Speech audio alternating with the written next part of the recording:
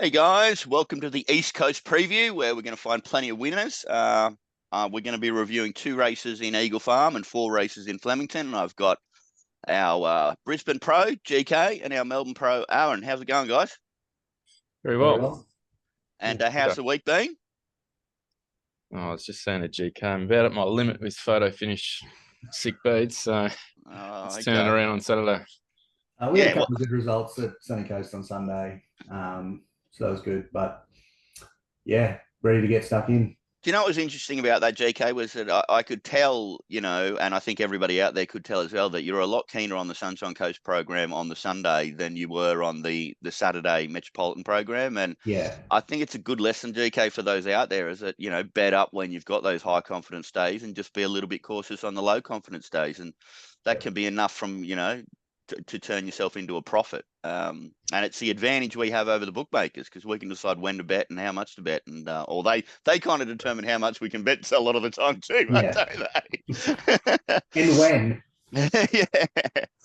Okay, well, let's kick off with Flemington, where we're going to do the quaddie legs. And Aaron, how's this looking at Flemington? Well, it's a big weather watch on Friday and potentially what comes on Saturday. It's heavy at the moment. I don't think we'll be on a heavy track on Saturday, but we'll definitely be in the soft range. And the wind could be a big factor as well. It's quite a strong westerly. It's going to be blowing into the faces of those sort of as they come down the straight. One thing I think I've mentioned this to you in the past, Gord, with the wind, some horses just win from an OSL spot when they're facing the wind the whole way, and people just say, what an anomaly, how do they do that? I've always thought the way to spot that is when they're parading into the wind. Some horses are just completely unfazed by it, whereas some others, they just fall apart in the yard, and you can really pick something up. Yeah, that's something I've never... I don't think we've talked about that one before, man. That's really interesting. Yeah, okay. Yeah. So it's potentially something I'll look for if it is as strong as it sort of indicates that it might be. Probably looking outside fence in the straight. You saw that a little bit the last meeting on the true rail. Like It's Our Times and a few others, not only the winners, but a few place getters sort of flashing past some more fancied runners that were sort of on the inside. So that might be the spot to be on down the straight. Okay, well, let's get stuck into it. Race 6 over the 1,200 metres. And Aaron, map and what do you like? Yeah, well, this is a very interesting favourite, Barraquil. You go back through its runs, I was shocked to see it line up down the straight, to be honest, because its racing pattern, it's got a stack of ability. I think it's clearly the best horse in the race. I mentioned leading into the preview last time, I think it's stakes grade, but you look at what it did at Pakenham. It got off the inside. When it was asked for an effort, it crashed down to the inside rail. It did the same thing at Swan Hill. When it was asked for an effort, crashed down to the inside. Last start at Caulfield, they were getting well away from the inside. It was not a good spot to be. And you saw the horse, when it was asked for an effort, it was actually closer to the outside fence, and it had a firm look at it, and it just veered off the track, and you had to correct it and get it to go straight. So I don't know if that's really the style of horse you want to be taking $3.30 about first time down the straight, as much as I expect it is the best horse. It's definitely going to have favours drawing that close to the outside fence, but the horses in behind it, I think, have some chance. I think it should be a little bit flatter. Legio 10, I think, can be excused. 2 starts prior, it was slow to recover, got form down the straight, and then it was the only horses that actually went back to the inside fence all day and make ground. I think Mr. Mbini was probably the only other notable one on the day. I think you guys have probably mentioned the Sydney horse, Jetta Bill, but I think it's right in the race. And then there's 2 roughies, Baroque Road and He's Our Bonneville. Sort of like their setups at the prices coming back in trip with a really sharp turn of foot when they might just get some really nice cover from the wind. But yeah, a very interesting favourite. I can see it blowing. Well, that's good to hear because when I'd finished the race and got to the prices, I don't even have a favourite, Aaron. So there you go. But for me, just like Legio 10 has got a 2.5 kilo turnaround on it, and I think considering the position on track they were in, they were both in. I give the tick to Legio 10. So how can I mark Legio 10 shorter? Saying that, we're getting to 4 start in the preparation with blue colours, which is a slight sort of negative. But for me, I really wait the last start. I've got a 2.5 kilo turnaround, Legio 10 at $7 or Barracuda at 370. Doesn't make any sense to me at all. Legio 10 is definitely a bet. My love affair with Blue continues, even though I lost a bit on them on Wednesday. And the other one for me is Jetabil, which is just dead set absolutely airborne. Now, we don't have any proof down the straight with this horse, obviously, which is a key negative. And the advantage, the slight advantage it has over Legio 10 is Legio 10's out of 2 and Jetabil's out of 11. And as Aaron mentioned, that could be advantageous. But yeah, I am 9 from 4. GK, this year, I've got a feeling you've got some confidence about this race, but please release. I do like this race. Yeah, look, I'm against the favourite. And I'm just against that form line. I'm just not sure about that. Like, I thought the favourite had every chance, and yeah, it was a bit wayward there. Like, to me, it just looks like a horse that it's just going to be improved massively next prep once it goes out and comes back. Like, it looks like a serious stakes horse, no doubt. And like Legio 10, yeah, it got up the inside, but I just don't know about that form line here. Like, I definitely wanted to look for different form, and yeah, Jetabil obviously doesn't have straight form, but I love the way this horse is going. I love Shin on this horse. I love the draw. And I just think, like, just camped in behind what looks like a fair bit of tempo, really, like spread across the track. Like, it's just going to get a suck run in behind them. And it just gives Shin options about where he wants to go, right? And where he steers it. And I've gone back through the last 4 or 5 runs of this horse, and I think the straight is going to work. Like, when I've seen it, it goes around. Well, JK, that's the big question, man. That's the big one. If you can get over that one, you can get this thing into a good bet, can't you? So, yeah, look, I personally would price it favourite, Jetabil. And the other one for me is South of Houston. Like, I think it's going to improve here off that first up run. It was wide. We've got the proof down the straight. We get in with Carr, we get wide. Like, if that's the place to be, I think, it's definitely a chance in this race as well. So, look, I think I'm going to have a main bet Jetabil, and I might have something South of Houston as well. Oh, beautiful. Well, there we go. Hey, all of us tend to like our favourites, and we're all against this one. We're against one that you guys are suggesting has group quality. This is a scary scenario, but you got to do it. It's just not there yet. Yeah. It was a big win last start, though. Not many horses actually did that sort of on speed at the time. They were slingshotting off with the win. Well, let's move on to race 7 over the 2,800 metres and the Flemington Cup. And normally I complain about naming races after particular high-profile people in the racing media industry, but I don't have a problem with this one at all, calling this after Dean Lester. I think that's deserved. Anyway, saying all that, Aaron, who's going to win? Probably another favourite I'm looking to take on, to be honest, especially from this gate. It doesn't have that much early speed. I think it might be... So is this Spaycast you're talking about? Yeah, sorry, Spaycast. I think it could be buried. Look, it was a really nice win last start. I think it had every favour. They went pretty quick in front. It was doing no work, sort of that 1 out 3. It ended up being 1 out 4 back position. There are holes in the field, gaps and margins, but they were going up and down in the same spot. I think that field is pretty rubbish. I just wonder how much that's potentially taken out of the horse as well at that stage of the prep after 2 failures, going that quick and doing that work on a heavy. Now it's going to have to go up to this trip. It's going to have a lot of ping in it, and I'm just not sure it's going to be able to do it. There's sort of 3 horses I'm looking to potentially back. Taramansua, I think that horse should probably be favourite. I think it's airborne this prep. The only failure, if you can call it a failure really, is the barrier trial they threw in at Caulfield, that 2,000 metres. I don't think it was there to win that. And then the time between, it goes to the 2,500 behind Born a King, settles in a position that I just don't think it was ever going to win a race from that spot. Also had that time between, and then it goes behind Berkshire Breeze, and I think getting beat 4.5 lengths behind Berkshire Breeze is a lot better form than the Sydney horses bringing in. And then the other 2, which I think will really appreciate rain on day or if it's the higher end of what's expected or forecast on the Fridays, Farrago, it's just a dead set swimmer. And the other one is Hit the Road Jack, which I know is coming off a maiden bloody hurdle win, but there's a few hurdlers in this race, and the run behind Wycliffe the start prior was pretty good, and that form's been franked since. And you know, it's one that's clearly going to appreciate going up to the 2800. So probably looking to get the favourite beat again here.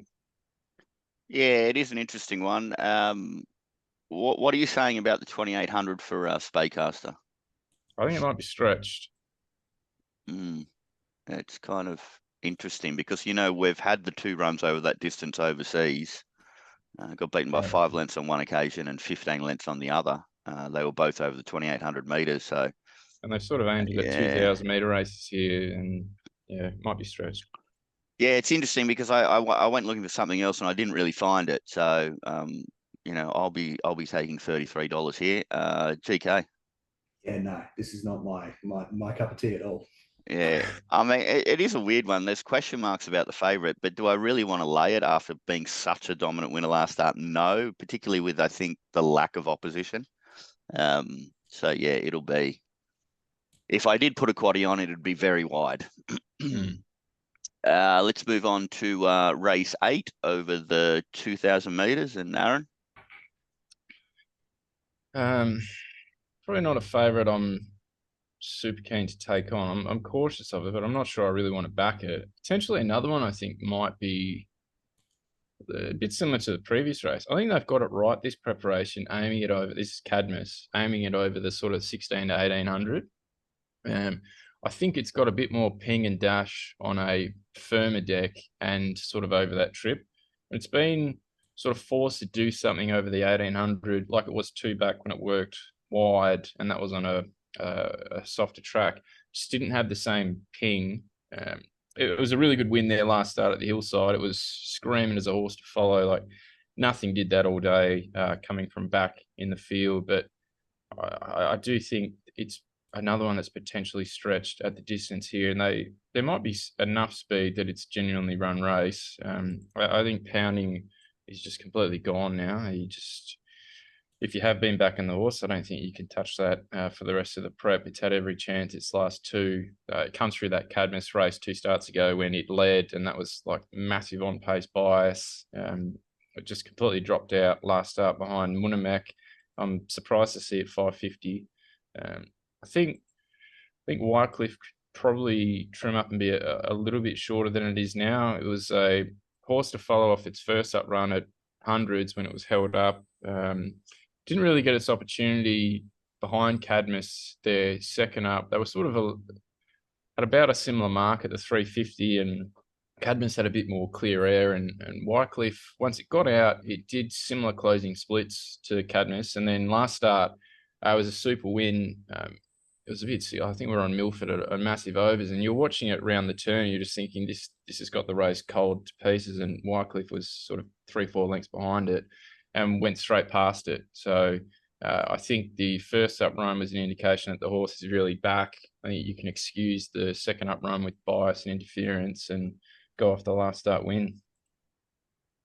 I really wish some of these horses that had promised to do something previously in their careers had actually shown me any indication that they were back. And I'd say, you know, easy bets around 20, 30 to 1. Interpretation. I know. Yeah, like even like a Herman Hess kind of a thing or blah, blah, blah. But they're just not showing me anything at all. No. So, yeah, I didn't have an opinion here, GK. Can you help me?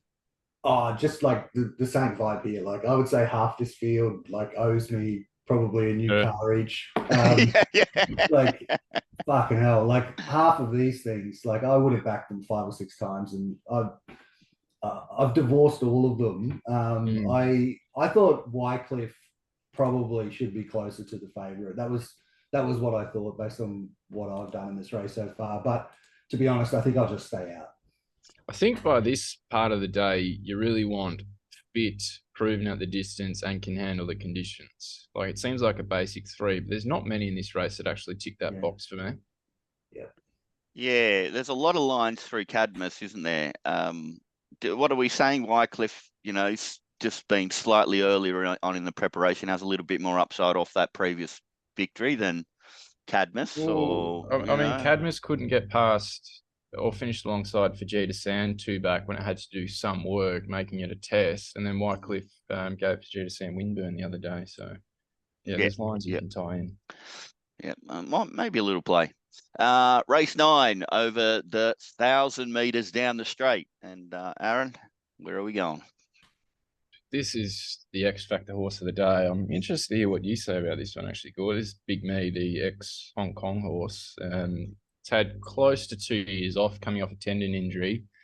The jump outs have been ultra quiet, especially the first one. But the last one didn't really move on it. Looked good. But the others, they didn't move on it either. I think Devoted and So Risque are in the same jump out. They're 1,400 meter horses. They didn't move on it as well. I don't think that gave you a real gauge. The pushes you can get, I think Nick Ryan's got 2 horses in the race, and he's put D-Lane straight on this. And the other would be on its debut, it was actually down the straight at Sha Tin over the 1,000 meters, and it knuckled at the start, missed it, and looked to really appreciate the straight racing. But this is a really strange one. I don't think it's going to start anywhere near the 550. It's either going to be out the gate or it's going to come right in. It's the X Factor horse of the day. The horse of interest for me at double figure odds at the moment is probably Luna Cat.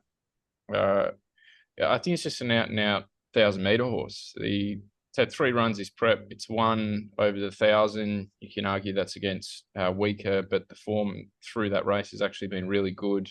The last start was slow to begin behind Kin, worked to the line really well. And we've got like proven Flemington straight form racing. It's got a victory over Mornington Glory, and this start before it went for a spell also down the straight, and they were over 1,100 as well. That there was a massive bias towards the inside. I think Sound Astute and a little deep ran 1-2, and he was in the wide lanes and only got beat 2 lengths. So I think that he's sort of 8th of 10 has actually got a bit more merit in it than it reads. So draws the right part of the track, and it's not as much of an unknown as the favourite, and it's double figure odds. So I'll probably have something each way on that potentially if it trades well. Yeah, I mean, horses like Big Me, they're very difficult to line up. Now, obviously, there'll be some auto programming that are going to have this really long because of the length of spell. But saying that, like, do you notice, like, it was ridden when it was in Hong Kong, it was ridden by Curry and I think Alfred Chan. So, it was doing some pretty bloody good stuff with not senior riders on it. And now it's got Dean Lane, and then we got Ryan, who is just sneaky best fresh, isn't he? Like, seriously. Yeah. So I mean, don't get me wrong. Like, if I see a Nick Ryan horse first up, I have a real close look at it because, I mean, I think a lot of people out there know that that he tends to find some really good results early on in their preparation, or particularly when they're first up. Good. I even got grade up the fact that he's got the 2 favourites in the race. Why have you got Mansur here second up? If you're that confident it's going to win the race, do you send another horse around in it? That graded me up a little bit as well. Yeah, I mean, it's about finding a 1,000 meter race. Yeah, as well. Although Mansur did run over the 11 last start, but. Yeah, it was interesting. I thought another horse of interest was number 1, Beast Mode. Just wide draw shin last race of the day. I mean, he'll ride it perfectly. It'll get to the right part of the track. Dead Set just loves 1,000 meters, doesn't it? It's had 11 starts for 5 wins. Yeah. $9 to find out if there's question marks about some of these other favourites, which there is. Saying that, I will get more information about number 16. But I'll find that out on Saturday. So it could end up being a bet for me. But at the moment, Beast Mode on top with a real asterisk what I do on Saturday about number 16, Big Me. Yeah. GK, do you like anything here? Oh, it's just a really tricky race to assess. Like when I was looking at 16, I just kept thinking like this could be one where, they want to get a victory, but they also want to give it a look down the straight and then put it away again for spring and then target other races down the straight. Like that's a tactic that someone like Nick Ryan would employ, I think. So, that's just what kept coming into my mind, and it's a bit of a flashing light, right, about a horse like this. So I just can't bet in this race right now. I want more information about 16, but besides that, I sort of lean towards Shin's ride, the one as well. Well, you'd know it intimately, wouldn't you? It's an ex Queensland horse. So I don't know it that well, Beast Mode. Yeah, I mean, it's running some good stuff. Obviously, it got beaten by 46 lengths at the Gold Coast. Well, that was also, yeah, that's just. I mean, just see Gold Coast and just pan it. So. Well, I'm thinking that I just rated on its last 2 runs, which, they're only at Sandown midweek, but maybe this train has really turned it on, and it likes the colder weather, which some of them sometimes do.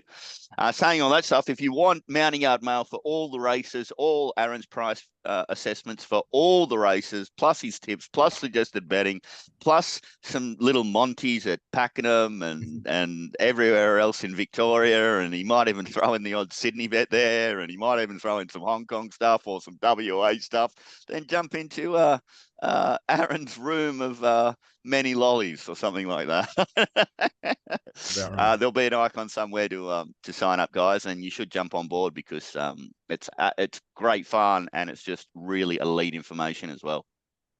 Saying all that, that is Victoria covered. Now let's move on to Eagle Farm, GK, and tell us how you're thinking the track's going to play and track conditions and some things you might be looking for on the program.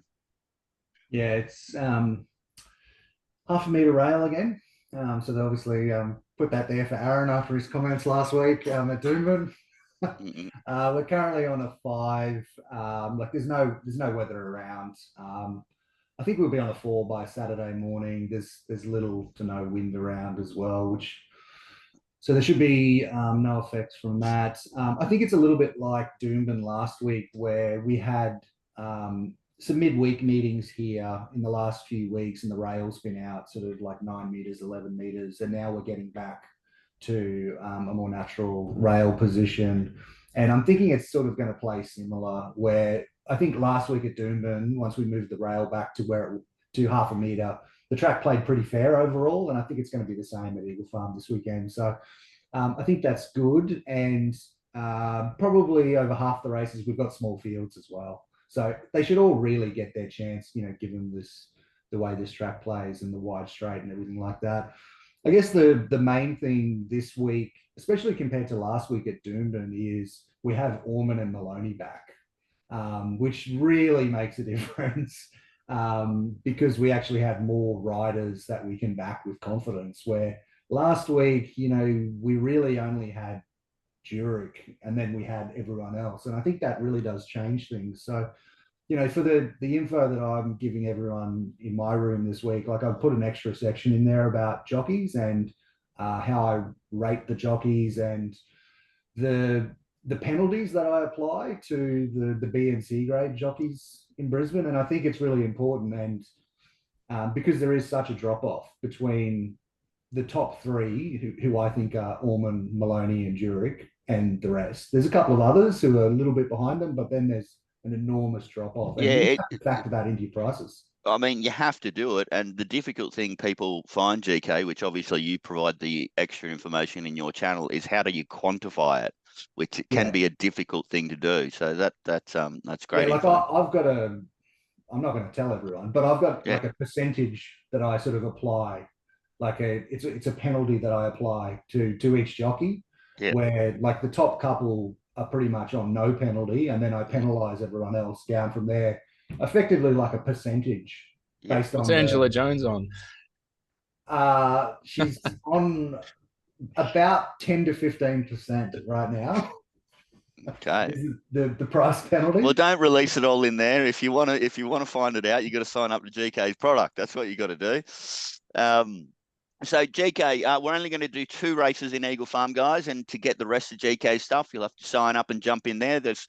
We're still doing 2 weeks of free, aren't we, GK? If you first sign up, I think that offer's still on the board. So jump in there, check that out, and then you can plagiarize all this pricing information as far as jockey bookings are concerned or jockey rides are concerned.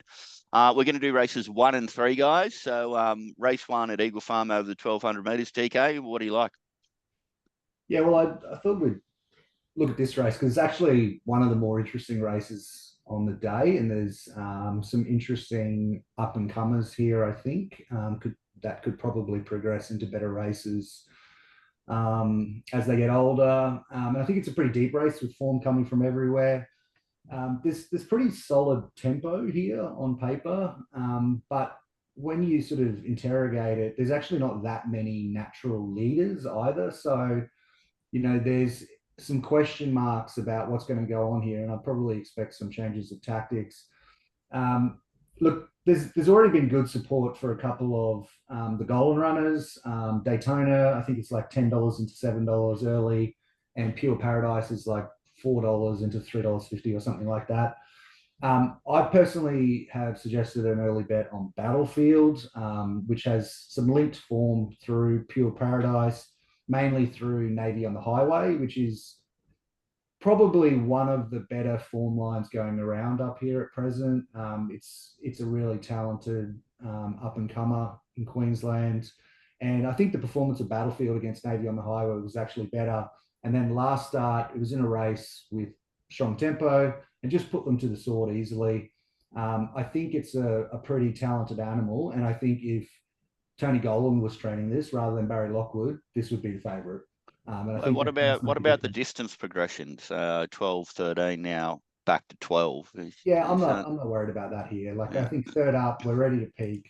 I think it's going to be fine, especially in a race like this. Pure Paradise comes through the strongest races, obviously. Like, it's in that race behind Cigar Flick. I just think that race, when you look at the replay, it looked like it was going to finish off really strongly, but it just sort of hit a flat spot, and then it just sort of one batted from about maybe like the 200 or 300. So they put the blinkers on here, but I'm not sure just yet. And I think it's short enough given what we've seen so far. So I was happy to just take it on at the price early. Daytona was a really great run at Ipswich last start. I thought the tongue tie is interesting. It's not something that I really wanted to see. I haven't seen any reports previously of any breathing issues. So I understood the early support at $10, but I think it's probably into about its right price. There's a couple of others here, like Spirit Queen, but pretty happy to be with Battlefield early. Yeah, GK, I'm sort of with you there. $10 was an easy bet Daytona. $7 is marginal. But I do think just the booking of Orman and the doing nothing from Barrier 1 is a bit of a lead, Yeah. I mean, the thing is, it's not a massive differential in jockeys because it's been Maloney, I suppose Bayless last start, but I mean, that is, Sydney stuff rather than Brisbane stuff. And as Nick says, all you got to do is be able to sit on in Queensland. But yeah, and unlike last night, woohoo! Yeah, well. We've got a grumpy GK on the show today. Oh. I mean, like, Daytona's coming back from a stronger race, right? It's going to have a lot of cattle in front of it. So, I think I would have preferred if it was drawn sort of middle rather than one. But, it's up to Orman to steer it, to get it into the clear. I just think I'd prefer to be with the horses, which will be Matt positive here. Yeah, my problem was, like, initially I was going to be against Battlefield until I forgot to look at the common line through Navy on the Highway to say, I don't like horses. Like, it went up to 1,300 metres on a heavy track. Now it's back to 1,200 metres. That's only a midweek $38,000 race. I thought there was some key negatives about it. And maybe you can really overcome those with that common line through Navy on the Highway. But I don't think I'm going to find a way to back it. Aaron, is there anything that strikes your fancy here? Yeah, I'm having a good look at the Melbourne horse, Pure Paradise. GK, what did you think the track conditions came out to be at Eagle Farm for its last start? Like the track speeds or? On Tiara Day. So it was pretty much like a 4. I think it was the numbers that it came out. I think it was officially, it went up as like a 5 or a 6, but it played like a 4. Yeah, I've got it coming out pretty firm. I was just wondering if it potentially jarred up and been too firm for it. I've got in big bold letters on the notes, like if it's had more than 2 weeks between ones or sort of a freshen up, have a very close look at it, because they seem to be when it just fires and does its peak figures. So, yeah, I think it's one you have a good look at. Yeah, like I think it's the obvious danger to Battlefield, and blinkers on. Like I think it's easy to make a case for it. Yeah, definitely an interesting horse. And the other race we're going to do on the program is race 3, isn't it, GK, over the 1600 meters? And I've got a Monty for everybody here. So GK, you start off. I knew you'd have a Monty in this race. That's why I chose it. Yeah, look, we've got all the Sydney form here again. It's a race which has really good tempo for a small field, without revenge. Obviously, Cinquettore probably likely to be on speed there.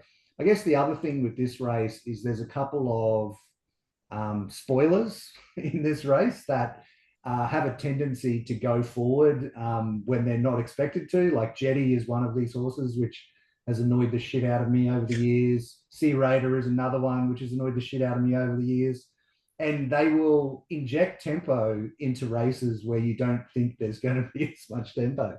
And they do it all the time, like in these types of races. So I think there's a question mark here about those and whether we actually get some early tempo from, those 4. Cinquettore backing up, like last week, it fell in. Like, let's just say that. And Matamode was clearly the best run in the race and should have won comfortably, but just it a happens complete sometimes. slaughter from Thornton. So Cinquettore fell in. Look, I was against Cinquettore last week, and I'm going to be against it again here. I think the horse that I think should be favourite, if it's not already, is Essone. I think it's going really well this prep. That first up run up here, that race is just pretty much a pen job. Like, it was just a really strange race. Like, I've just penned that for every runner. And then I thought it was really strong to the line in the Civic Stakes, in the wrong part of the track. And then I thought it had no luck in the Winter Stakes behind Tamerlane and was really good again. And I just think that form is so far superior to anything else here. And now we get away from heavy tracks and we get a rider that I think is really going to suit it in Huxtable, who's ridden it before. I just think it's a serious player. So we took the price on it last night, whatever it was, $4 or something. Really happy to play there. Think it should be the favourite. Think it wins. I'd be close to declaring it immoral if I was more comfortable about the map and I had a 1600 meter run, GK, which look, off the section of stuff I'm looking at here, I think it should be able to get to 16. I don't think it's a problem, this preparation, particularly because they were quite trying tracks over the 14 that it ran. So on a slightly better track over 16, I think she'll be all right. So if I can get rid of that 600 meter question mark, which obviously I have, then clearly on top for me, I think it's a great bet and I expect it to win. It's airborne, this preparation. And look, I mean, quite surprisingly, I don't think I'd ever say this, GK, but Diamond Diesel lines are looking all right. You know what I mean? So, looking amazing. But I mean, like Duggan is just such an awesome a trainer. He can really tell. I've had a horse with him. He was fantastic. So he can really do some good stuff with horses. So real easy bet for me. Number 2 is Sony. Aaron, what do you like? Haven't done the race. Done the race. Oh, that's why. He was leaving the glory to us, GK. Correct. Well, we both declared it, so you didn't need to add any more. Yeah. We just would have shouted him down anyway. I said, "Come on, let's talk." I should have tipped something else. Let's. Well, I thought you were going to tip Cinquettore there, and you were going to get like the rebuttals. I haven't done it. I mean, but it is a slightly does have scary. The best last start figures. He's proven at 16. Proven at 16, quick back up to Aaron. Like the Cindos, it's going to be solid in the market. There's enough ticks there for certain bots to be pretty short on it, and I just don't think it's got the ability of a Sony. That's all. Like comfortably. Okay, guys, there's 6 races to get your teeth stuck into. And yeah, if you want the extra information from Aaron, jump into the to RacingRant and click on the Melbourne Pro and Mounting Yard Mail icon. And if you want Brisbane stuff or you want both, yeah, jump in there and click on GK's thing. By the way, I haven't even actually been to our site, so I'm not even sure that if they're there, George would So, have back end stuff. Got to be lost. I don't do Admin. back end, guys. I just do form and bet. That's it. Oh, and host shows. So yeah. Okie dokie, guys. Good luck, good punting. Thanks, GK. Thanks, Aaron. Good luck, guys. Good luck, guys.